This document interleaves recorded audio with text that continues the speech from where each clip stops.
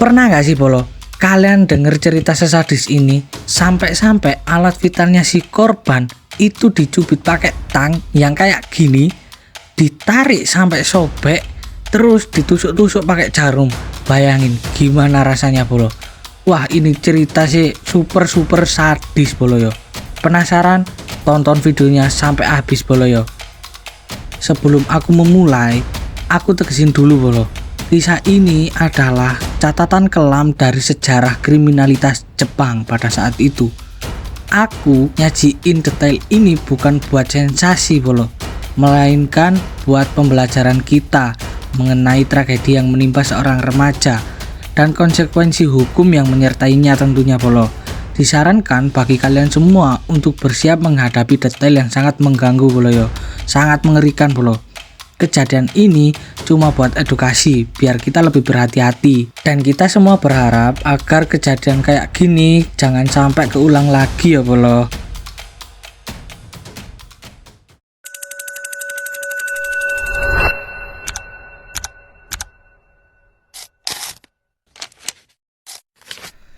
Jadi Bolo, ini adalah kasus kriminal di Jepang pada tahun 1980-an. Dan menurutku kasus ini sih masuk dalam kategori salah satu kasus terkejam di dunia sih Bolo. Dan pelakunya itu ada 4 orang remaja berandal, yaitu Hiroshi Miyano, Jo Ogura, dan Shinji Minato, serta Yasushi Watanabe.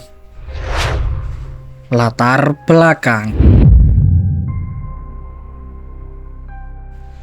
Jadi Bolo, Junko ini lahir pada tanggal 18 Januari 1971 di Misato. Dan dia itu sekolah di Yashio Minami High School. Junko juga merupakan karyawan part-time di sebuah perusahaan Bolo. Junko ini tinggal sama kedua orang tuanya sama 2 orang saudaranya, 1 abang 1 adik laki-lakinya Bolo. Dan sebelum kejadian yang mengerikan ini, ternyata dia itu udah keterima kerja di sebuah perusahaan Bolo, yang dimana dia kerja part-time tadi. Jadi dia udah bisa langsung kerja pas sudah lulus nanti Bolo. Junko ini juga merupakan anak yang pinter, ceria, banyak temen, dan juga gak pernah bolos Bolo. Nah ternyata Bolo, salah satu pelaku ini adalah temennya si Junko itu sendiri Bolo, yang bernama Hiroshi Miyano tadi. Nah ini tuh suka sama si Junko, lah ditembak lah itu si Junko sama si Miyano ini. Tapi ditolak Bolo, soalnya Junko itu tahu kalau Miyano salah satu anggota dari geng Yakuza. Dan Miyano itu sakit hati ke Junko karena ditolak. Jadi mungkin karena ini Miyano dendam Bolo.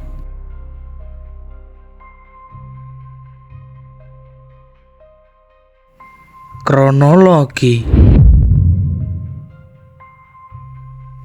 Jadi Bolo, pada malam tanggal 25 November 1988, Miyano ini sama Minato lagi berkeliaran malam Bolo. Tapi dia bukan kayak kita yang mungkin keluar malam juga palingan ngopi atau tapi mereka ini orang gendeng Bolo. Jadi Miyano sama Minato ini tujuannya mereka keluar malam itu ngerampok sama cari cewek buat dikasak Bolo. Dan sialnya Bolo, di jam 9 malam lewatlah Junko naik sepeda habis pulang kerja dia. Terus kelihatan sama Miyano. Dia ngomong sama Minato, awakmu kok jejeken sepeda ya? Terus mlayu tak gasak ya arek iku. Oke, siap Bolo. Cari Minato Bolo. Akhirnya kejadian lah di situ Bolo. Miyano ini bilang, aku anterin pulang ya. Jadi sok-sok pahlawan gitu Bolo.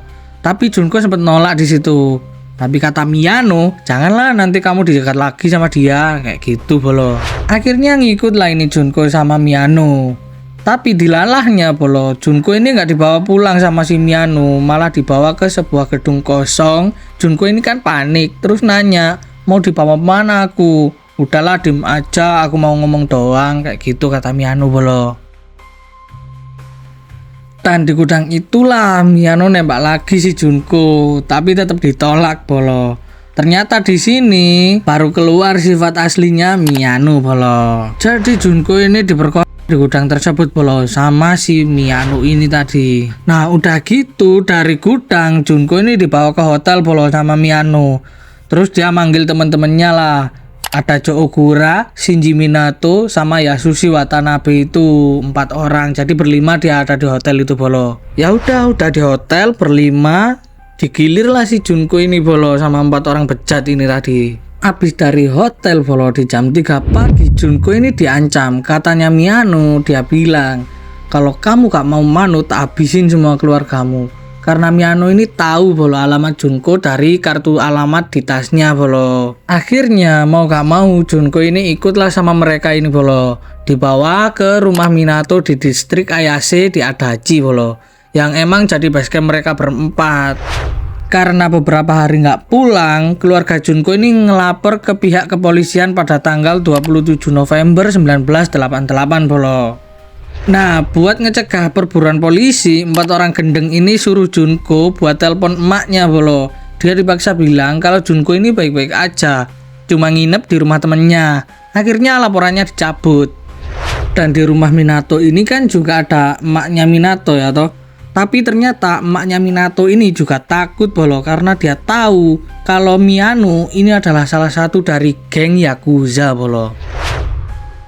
Neraka 40 hari. Disinilah bolo hari demi hari yang tragis dilalui sama Junko ini. Sampai-sampai katanya itu Junko ini diperkosa 400 kali, bayangin. Emang orang gendeng 4 orang ini bolo. Dan mereka itu ngundang temen-temennya buat mukulin si Junko juga. Pernah suatu waktu bolo, Junko ini digantung dengan posisi kebalik. Jadi kakinya itu ada di atas dan kepalanya itu di bawah. Dijadiin samsak, bayangin. Dan Junko ini dikasih makan cuma kecoa hidup sama air kencingnya sendiri bolo. Wow.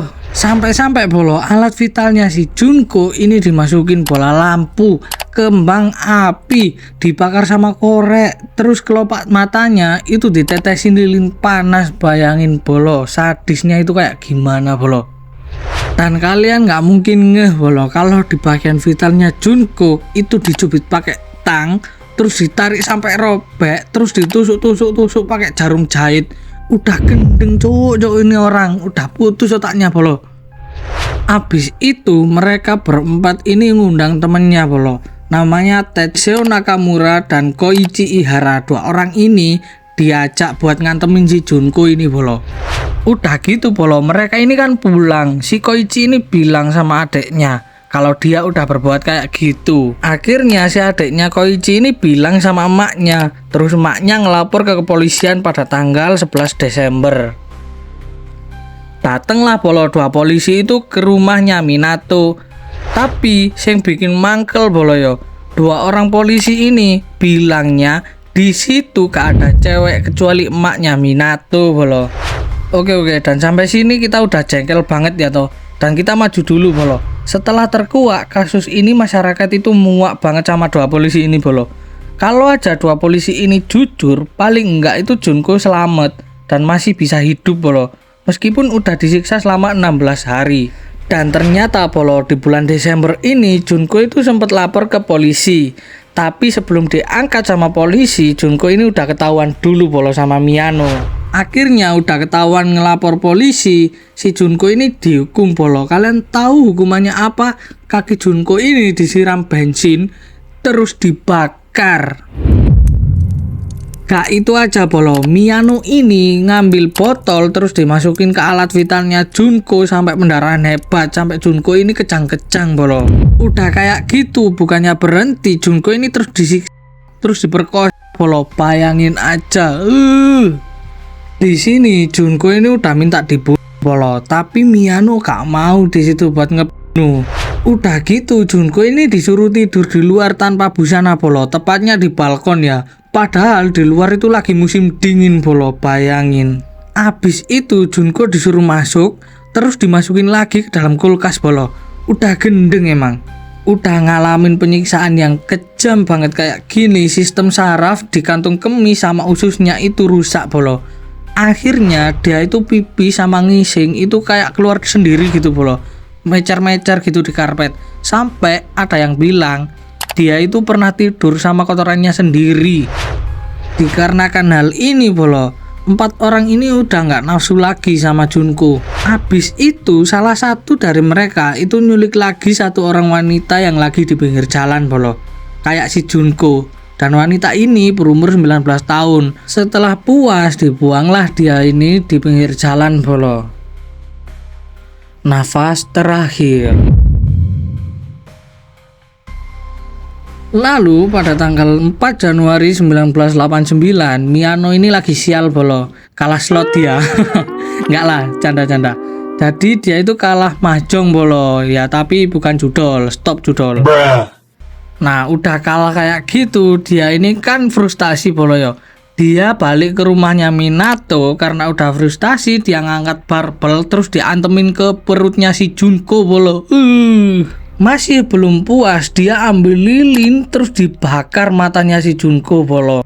Abis itu Junko ini diangkat terus digeruduk rame-rame bolo sampai berdarah-darah, sampai Junko ini kejang bolo karena saking ramenya itu yang royok dia. Wis berdarah-darah kemelocor kayak gitu masih diantemin bolo. Emang psikopat ini empat orang ini, pedot otaknya cuk.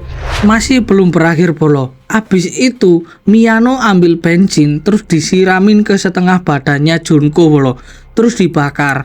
Pas itu Junko ini udah gak bisa ngerasain sakit lagi bolo, tapi masih berusaha buat mademin apinya bolo. Dan setelah 2 jam dibakar kayak gitu, Junko akhirnya meninggal bolo. Dan buat ngilangin jejak, mereka berempat ini masukin mayat Junko ke dalam tong terus dicor pakai semen. Terus pada tanggal 23 Januari 1989 Miyano sama Ogura ini ketangkep bolo karena kasus cewek yang tadi diculik itu. Inget kan? Tapi dibebasin karena nggak ada bukti katanya bolo. Penemuan jasad dan vonis hukuman. Pada tanggal 30 Maret 1989, jasad Junko ini ditemuin warga bolo. Karena di dalam tong itu, mungkin karena si 4 orang ini keburu-buru, itu rambutnya kelihatan dikit bolo. Dan setelah ditemuin, jasad Junko ini di dalam alat vitalnya masih menancap sebuah botol yang tadi dimasukin sama Miyano bolo. Setelah dilakukan pemeriksaan bolo, ternyata ditemukan salah satu sidik jari milik Joe Ogura. Akhirnya Joe Ogura ini ngomong kalau dia itu sama Hiroshi Miyano, sama Shinji Minato, sama Yasushi Watanabe. Akhirnya mereka ditangkap semua bolo. Dan pada Juli 1990, vonis hukuman dijatuhin kepada 4 orang ini bolo. Hiroshi Miyano divonis hukuman 17 tahun penjara. Terus dia ngajuin banding, malah ditambahin 3 tahun penjara bolo. Jadi totalnya 20 tahun. Dan di sana pada waktu itu 20 tahun penjara itu hukuman terberat setelah hukuman mati bolo. Minato yang rumahnya dibuat jadi tempat penyiksaan Junko ini bolo, divonis 4 tahun penjara. Terus dia sok-sokan ngajuin banding, malah ditambah 9 tahun penjara bolo. Jadinya total 13 tahun penjara. Terus Yasushi Watanabe divonis 7 tahun penjara dan Joe Ogura divonis 8 tahun penjara. Terus ditangkap lagi pada tahun 2004 dan dihukum lagi 7 tahun penjara. Dan gendengnya bolo, emaknya Ogura itu ngancurin makamnya si Junko terus disumpah serapain di sana. Katanya gara-gara Junko anaknya itu jadi hancur hidupnya. Ya oke bro, gimana cerita ini, kasus yang sangat sadis ya toh? Dan gimana menurut kalian tentang hukuman para pelaku ini? Udah setimpal atau emang harusnya dihukum mati aja bro? Kalau aku sih kayaknya kalau jadi hakimnya tak hukum mati nih mereka bro. Udah gak masuk akal cok, psikopatnya itu loh, otaknya udah pedot anjing. Oke bolo yo, cukup sampai di sini dulu aja video kali ini. Jangan lupa juga buat subscribe channel ini biar lebih berkembang lagi. Dan jangan lupa buat like sama komen bolo yo, pendapat kalian gimana tentang kasus ini. Dan terima kasih bolo yo yang udah nonton sampai akhir. Kita ketemu lagi di video selanjutnya bolo yo.